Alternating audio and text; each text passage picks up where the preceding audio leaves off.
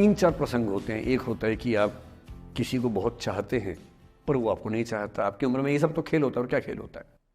मेरे घर में 2 बच्चे हैं 17 साल के, तो मैं उनको देख के समझता रहता हूँ। वो मुझसे छुप छुप के किसी से बात करते हैं और मैं छुप छुप के सुन लेता हूँ।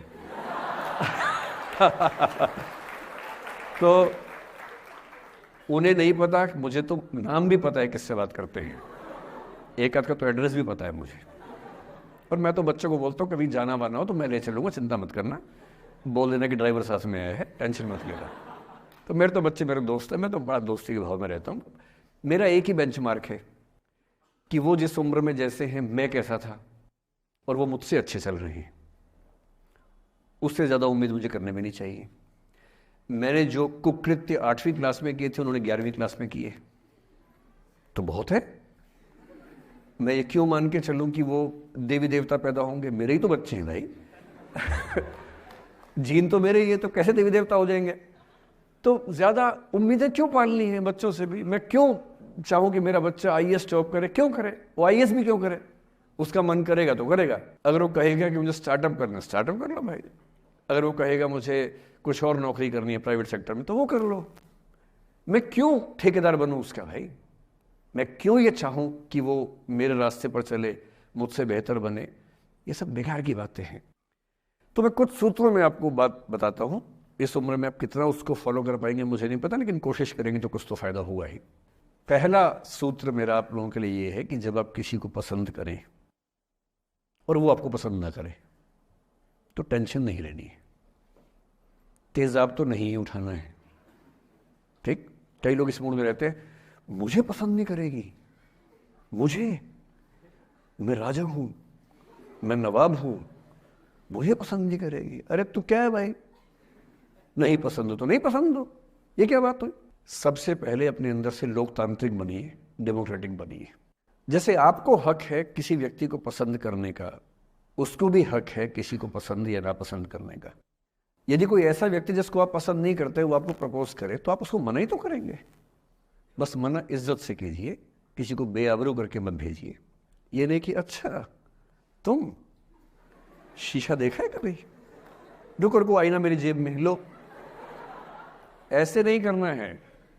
बड़े बेआबरू होकर तेरे कूचे से हम निकले, वो वाला भाव जो गालिब को आया था वो भाव नहीं आना चाहिए। अगर कोई आपको कभी प्रपोज करे, आप लोगों की उम्र है, ये सब चलता ही होगा आप लोगों के बीच में। मैं आपके टीचर से सामने बोल रहा हूँ, लेकिन मैं ऐसा ही हूँ। मैं जानता हूँ कि आपकी उम्र में से होता होगा, सब जानते हैं, तो होता ही होगा। कभी किसी से ये उम्मीद मत करना कि वो आपको पसंद करे ही करे। यदि कोई रिजेक्ट करे, बस हाँ, रिजेक्ट थोड़ा प्यार से होना चाहिए, बदतमीजी से नहीं होना चाहिए। उसके अधिकारों का उतना ही सम्मान कर रहे हैं जितना आप अपने अधिकार का सम्मान करते हैं। कि ठीक है भाई, आपको मैं पसंद नहीं, कोई बात नहीं, तू नहीं कोई और सही, कोई और नहीं कोई और सही। बहुत लंबी है जमी मिलेंगे लाख हंसी, इस जमाने में सनम तू अकेली तो नहीं। कितने लोग हैं दुनिया में, ऐसा क्या है? और मैंने बहुत प्यारे प्यारे बच्चों को देखा रोते बिलखते हुए कि मैंने उसको प्रपोज किया, उसने मुझे मना कर दिया। अंकल, छोटे छोटे बच्चे आजकल मुझे लव गुरु मानते हैं अपने आसपास। वो मेरे पास आके ऐसी ऐसी बातें बताते हैं, बड़ी क्यूट तोतली आवाज़ में। मैंने उसको प्रपोज किया, उसने मुझे ऐसे वाली आवाज़ में एकदम रोते बिलखते हुए। तो मैं बोलता हूँ बधाई हो बहुत बहुत तुम्हें, कॉन्ग्रेचुलेशन। मैंने अपनी ज़िंदगी में ऐसे 50 मामले देखे, और 50 में से कम 49 मामले में जब कहीं दिल नहीं लगा, बाद में उससे बेहतर ही व्यक्ति मिला। अगर कभी ऐसा हो ना, मन ही मन में बधाई देना अपने आप को कि बच गया। हाँ बोल देता तो फंस जाती, हाँ बोल देते तो मर जाता। और मन में भाव वही रखना है, तू नहीं कोई और सही बात खाना, स्ट्रेस नहीं लेना है। मैं जानता हूं कि आपकी उम्र में आसान नहीं होता, आपको रात रात भर सपने आएंगे, बेचैनी होगी, करवटें बदलते रहे सारी रात हम, आपकी कसम आपकी कसम। ये सब ड्रामा होता है, ये फिल्मी गीत है। मुझे गीत कविता इतना याद है कि मुझे हर बात में वही दिमाग में आता है, मैं क्या करूं। ये होता है आपकी उम्र में, पर वो भी एक फेज है। अगर ये फेज नहीं जिया तो भी क्या जीवन जिया। कभी कभी बेचैनी भी तो होनी चाहिए, वरना जिंदगी में मजा क्या है? अगर हर चीज लिनियर है, हर चीज फॉर्मुलाइज है, फिर मजा क्या है जिंदगी में? ये उठापटक, ये बेचैनी, ये घबराहट, ये तनाव, संतरास भी तो होना चाहिए कभी कभी जिंदगी में। इससे बुरी स्थिति तब होती है जब आप किसी रिलेशनशिप में हैं और वहां ब्रेकअप हो जाए, ये भी होता है।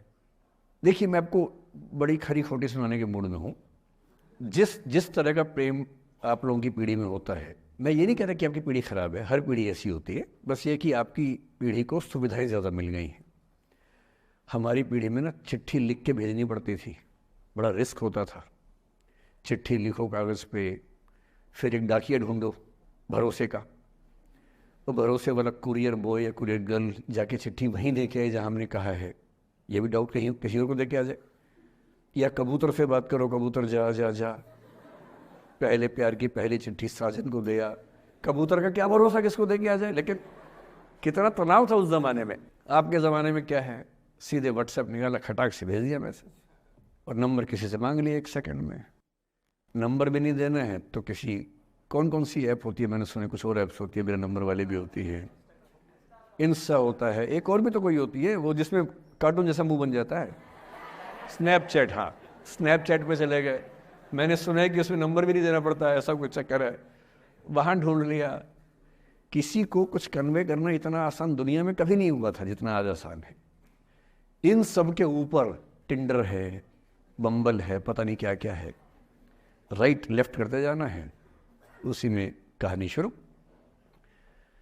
पर ये कहानियाँ जितने हल्के तरीके से शुरू होती हैं, मैं दावे से कह रहा हूँ कि 100 में से 99 अट्रैक्शंस 1 से 2 महीने में खत्म हो जाते हैं।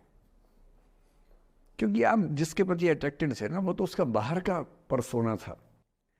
जहाँ परिचय गहरा होता है, असलियत सामने आ जाती है, और जब असलियत सामने आती है झेलना बड़ा मुश्किल होता है। आपके सपने टूट जाते हैं। आप जिस छवि पे दीवाने हुए थे वो छवि तो सिर्फ छवि थी, वो तो इंसान नहीं था वैसा।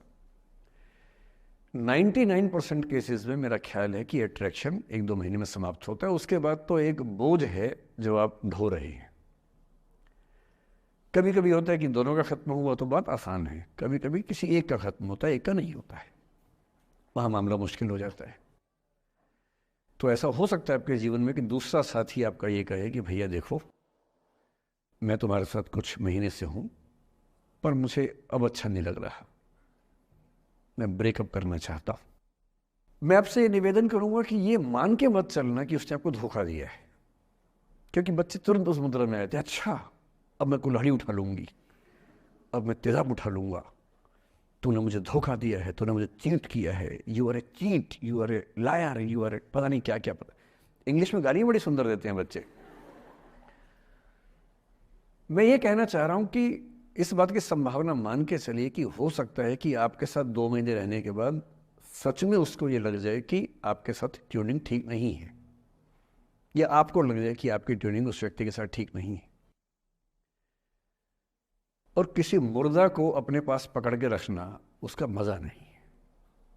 आप किसी को बांध तो लेंगे, पर जब उसका दिल आपके पास है ही नहीं, दिल विहीन लाश अपने पास टिका के रखना, एक मुर्दे को बांध के रखना, इससे बेहतर है जाने दो। वो अफसाना जिसे अंजाम तक लाना ना हो मुमकिन, उसे एक खूबसूरत मोड़ देकर छोड़ना अच्छा। और ये खूबसूरत मोड़ कैसे होगा? अगर कोई जाना चाह रहा है तो आपके पास 3 ऑप्शंस हैं। एक, ना उसको अच्छे से बात करे ना खराब से बात करे, न्यूट्रल होके जाने दे। एक, उसको धमकी दे, बर्बाद कर दूंगा, छोड़ूंगा नहीं, तो निकल के देख घर से, तेरे एड्रेस पता करवा लूंगा, मेरे साथ 50 दोस्त हैं, मेरे सारे आवारा हैं, सारे बेरोजगार हैं, सारे कुंठित लोग हैं, सारे गुंडे मवाली हैं, उनका धंधा यही है, तेरे पीछे छोड़ दूंगा सबको। एक ही तरीका है। और तीसरा ये कि ठीक है यार, ऑल द बेस्ट, जा सिमरन जा, जी ले अपनी जिंदगी। अरे ठीक है, हो सकता है मैं तुझे ठीक नहीं लगा, कोई बात नहीं, लेकिन किसी से मिलो तो बढ़िया से मिलना, तेरी जिंदगी अच्छी हो। मैं भी ढूंढ ही लूंगा किसी न किसी को, थोड़ी हेल्प कर दी हो, कहीं इंट्रो करवा दी हो मेरी भी, लेकिन ठीक है तू भी जा। ये होता है खूबसूरत मोड़ देकर छोड़ना अच्छा। चिपकू नहीं बनना है किसी के पीछे, ना बोरा जाना है कि तुम जाओ, मैं तो दीवाना, स्थाई दीवाना हूं तुम्हारा। कोई जब तुम्हारा हृदय तोड़ दे, तड़पता हुआ जब तुम्हें छोड़ दे, तब तुम मेरे पास आना प्रिय, मेरा दर खुला है, खुला ही रहेगा तुम्हारे लिए। वाह। पहले के जमाने में बेरोजगारी का ये लक्षण था। हम जब छोटे थे ये गाने सुनते थे, हम ये सुन के बड़े हुए कि ऐसा ही करना पड़ता है शायद प्रेम में। तो हमारे स्कूल में लोगों ने इसका पैरोडी बनाई। जब कोई तुम्हारा सर फोड़ दे, तड़पता हुआ जब तुम्हें छोड़ दे, तब तुम मेरे पास आना प्रिय, ये क्लिनिक खुला है, खुला ही रहेगा तुम्हारे लिए।